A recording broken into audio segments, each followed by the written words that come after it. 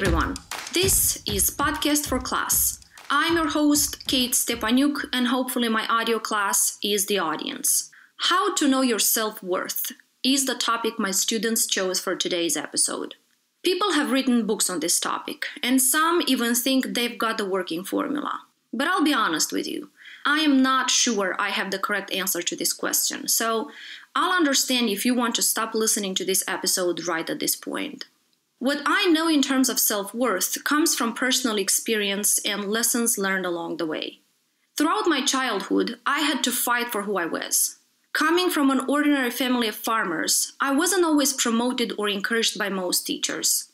I was not the most beautiful girl in class, and I've never been popular among boys. At that time, my self-worth came from my trust in my brains. Education was the only asset I leaned on. I started working the land with my family very early. My summers looked similar to each other, working the fields and doing chores around the house. Boy, how I was hoping for my life to take a different route. Most people assume knowing your self-worth means being proud and self-sufficient.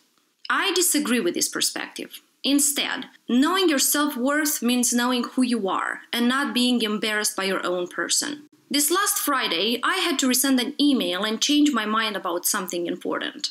So let me tell you the story. I was offered a presenter's position on a panel. My doubt in my own skills led me to believing I won't be fit for the panel.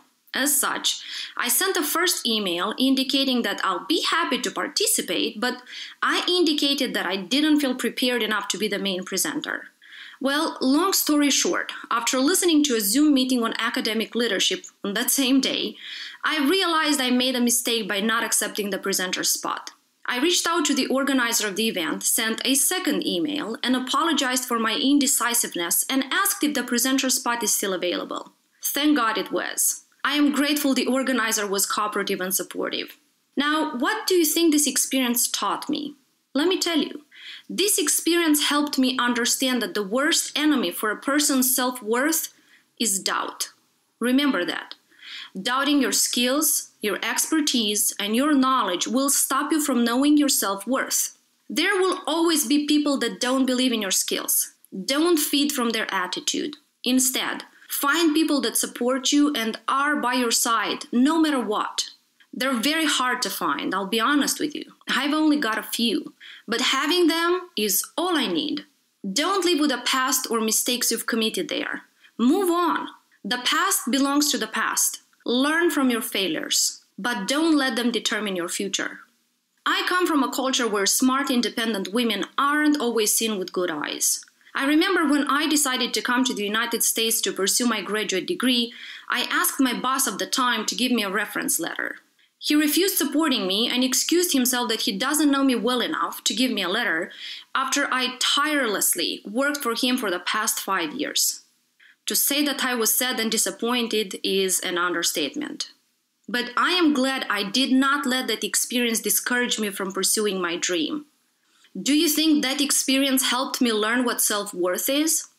Do you think cleaning cow poop and pulling weeds during my childhood haven't taught me what self-worth is?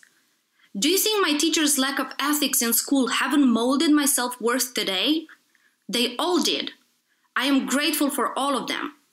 These experiences helped me draw my portrait. So let me tell you what this portrait looks like today. I am Ekaterina Stepanuk. I am proud to have been born in the Republic of Moldova. The village of Costești always brings joy to my face. My mom and dad are my pride today. They sacrificed their lives to give my siblings and I a good life. They tried so hard. To all my teachers that didn't think the daughter of some farmers would be able to do something with her life, I forgave you. I moved on. To all the incredible people I met along the way, thank you. My self-worth today is a combination of all this. I hope you find your self-worth after listening to my experience. Learn from the circumstances you're in and continue to draw your own portrait. Please, fill it with beautiful colors. Your assignment for this week is to do a self-analysis and understand what sits between you and your self-worth. If you could change something in your portrait to achieve a balanced opinion about yourself, what would that be?